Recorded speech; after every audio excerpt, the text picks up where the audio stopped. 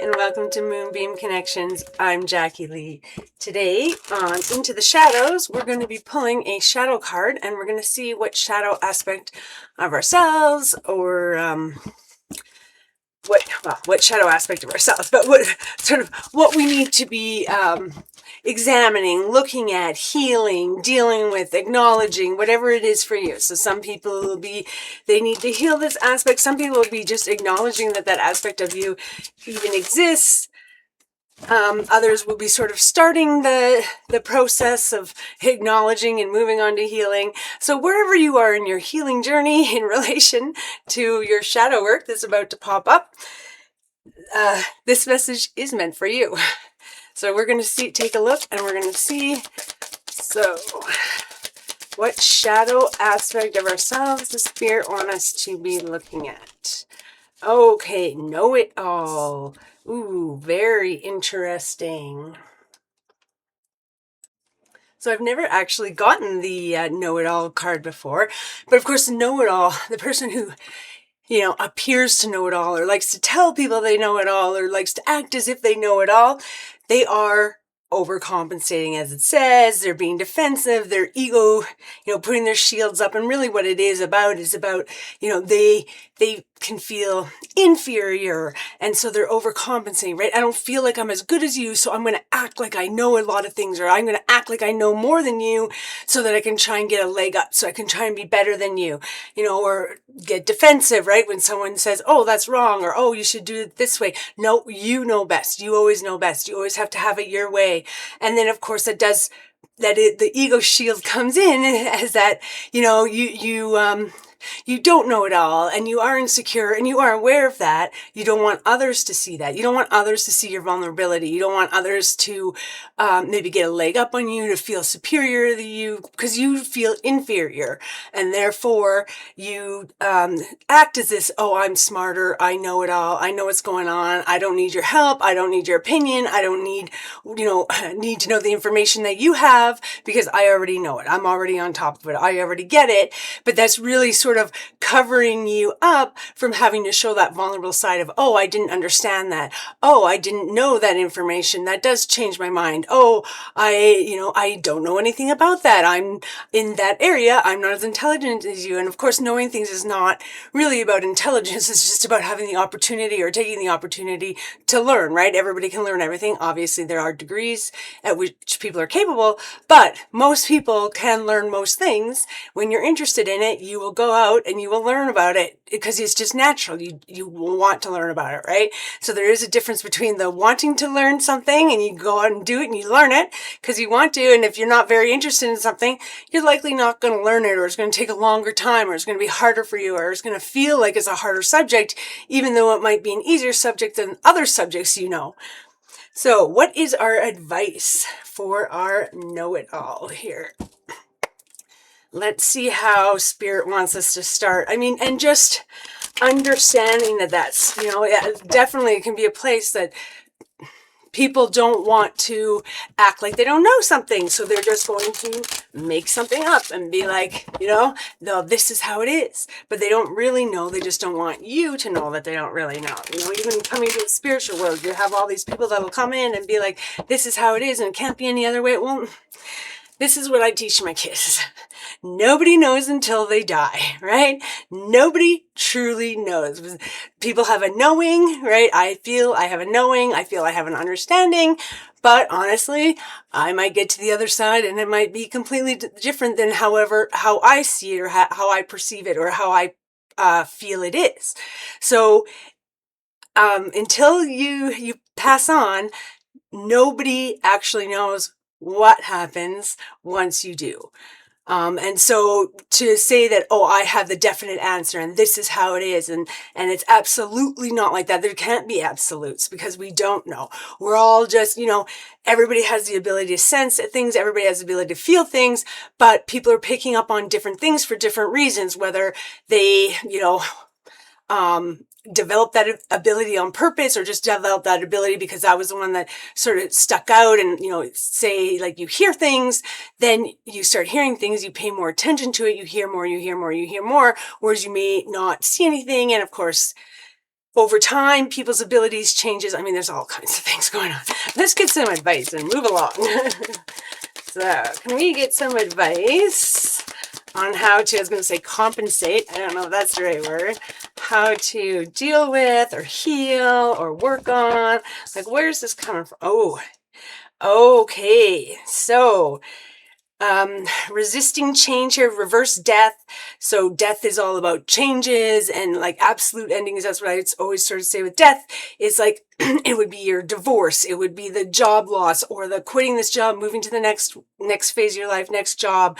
You know, it's those major events. It's not minor things like, oh, I had to get a new car. Like that's not generally a death event. It could in certain situations, but the death events are very major, sort of one chapter's closing, another chapter's opening, defined moment. It can be someone passing away. It can be your significant other passing away. It could be a parent passing away, but there's this defined moment that's changing, right? That everything changes. But when it's reversed, it's like you're resisting that change. That change needs to occur, but you're resisting it or you're fearing it. Sort of holding on to things, holding on to how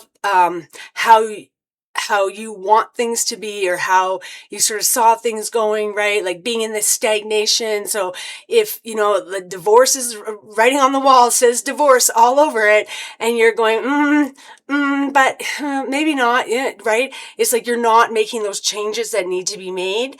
And then, you know, and so how I would look at this as like your advice is that right now you are resisting the changes you need to make. You are fearing those changes. I should say we. That's rude to be using we all the time. And then when the advice comes, say you.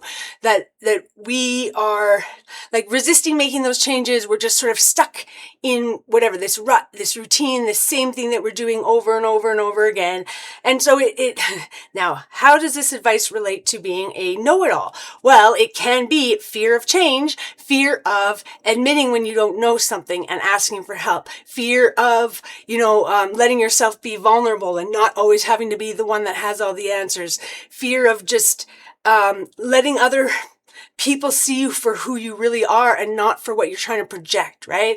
Because it really is about like projecting something. I'm going to project this to people that I'm smarter than them or that I know more than them. I have a greater knowledge than them, and that sort of puts me a leg ahead. It puts me a step above because I'm smarter. I know more. I have more experience, however this fits in. And so being vulnerable is being like, oh, I didn't know that. Oh, and that's not always vulnerable for everybody. But in this situation, it is vulnerability for you. So really, it's just about not resisting those changes that you need to start making, not fearing letting people in, letting them see the true you, not always having to know everything, not always having to be on top of everything, just letting things go with the flow. And people don't like know-it-alls, right?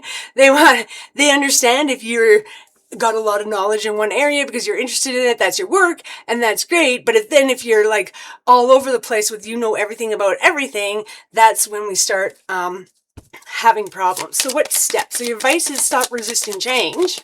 Okay, start moving forward, stop fearing changes. And the steps. Okay, so the Two of Pentacles, this is all about balancing. So this would be about balancing things in your lives, balancing your priorities. So it could be about balancing your work life with your personal life. It could be about balancing, I have to take care of my mother and take care of my kids and take care of this. And I need to figure out where that balance is. Or sometimes we're not able to balance everything when it's all together. We might have to let things drop off, right? But it's about having different priorities, managing different things, and finding that balance within it. And so how, really this know-it-all and then the resistance to change and then having, to start balancing things in your life need to be more balanced, right? Things in your life have to change. So whether that's, you always having to be on top of everything, having to be in control of everything, having to know everything, having to, I know what this person's doing so that I can ensure they're doing the right thing. And I know what this person's doing so I'm sure they don't get in trouble. And I'm sure, and this is about, no, maybe we need to balance this a bit more. Maybe we need to balance with, these are my, teenage children. So I need to make sure they're not doing anything horrible, but I don't need to be a helicopter parent and floating right over them. I can back off a little bit, let them have their own experiences, right? And that could be where this know-it-all comes from, especially as a parent. You're always like, I've been there, I've done that, I've seen that, this leads nowhere good. But there is that balance of, you may see that doesn't lead anywhere good, but you only know that because you had that experience. You went through that where you saw, or either went through it personally or saw from the sidelines type thing, that situation led to no good. And it's the hardest part about being a parent is there's something in life that children they have to just experience and go through and understand. And if you're not letting them have those experiences, and have seen this in my own life, where when you don't, not with my children in particular, but just other children around me, where you really shield them, and I don't want them to be hurt, and I want everything to go good, and I just want them to make the right choices, and you shield them too much and you control them too much, and all of a sudden they're not as mature, they don't get those experiences, they don't understand. Then when they do go out in the world, they're able to be deceived by people and tricked by people, and whereas if they had been going out, let's say in high school, they would have started learning those, people stabbing me in the back, this is doing that, that's not a good person, but they didn't get to have those experiences and go out in the world and do that.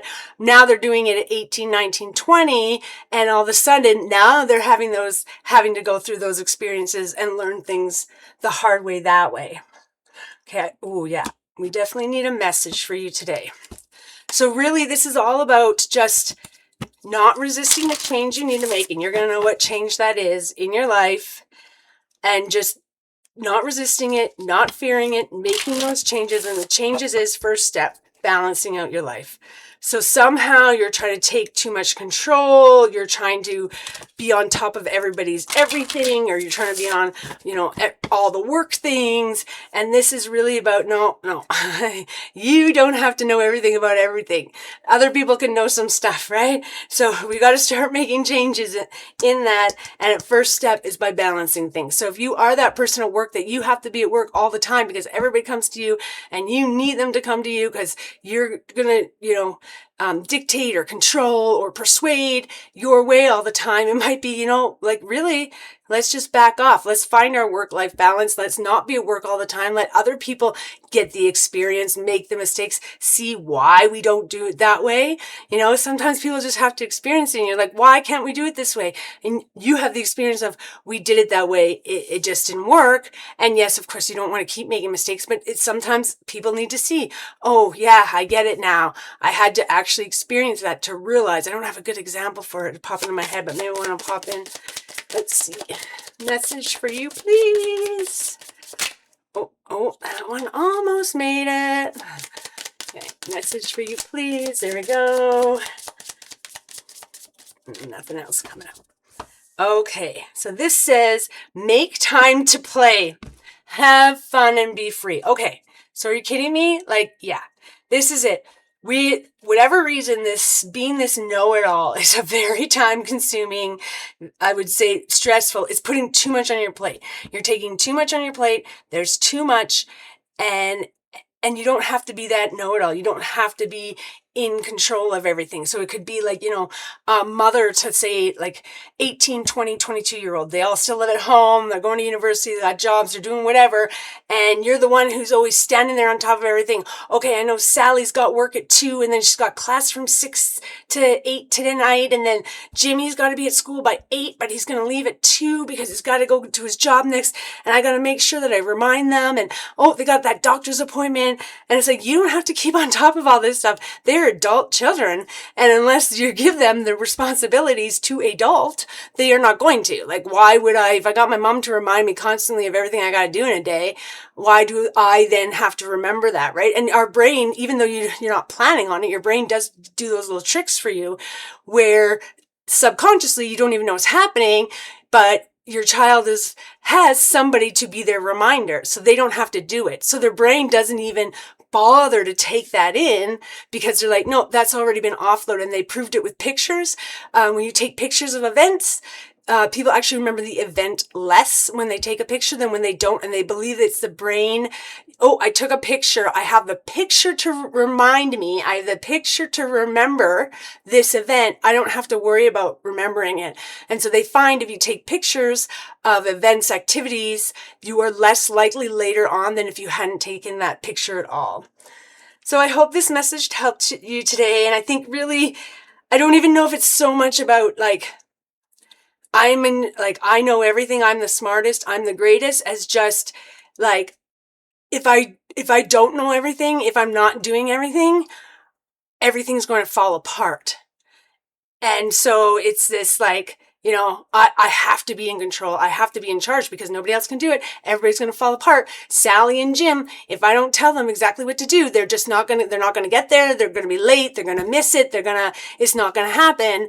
And you don't have to be that person. You don't have to be that one that is on top of it all and then saying to other people, what would you do if I wasn't there to remind you? What would you do if I wasn't there to finish this off for you? This is not how good relations work.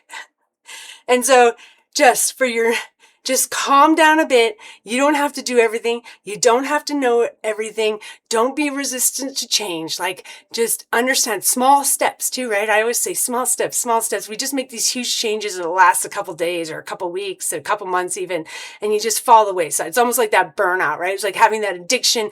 I'm just doing this hardcore, and then you just fall off and you're back to where you were. Whereas if you just took little steps, while you're falling back, you're actually falling back behind where you're currently stepping, right? Same thing with weight loss, slow changes over time, not big changes that you end up rebounding from later on.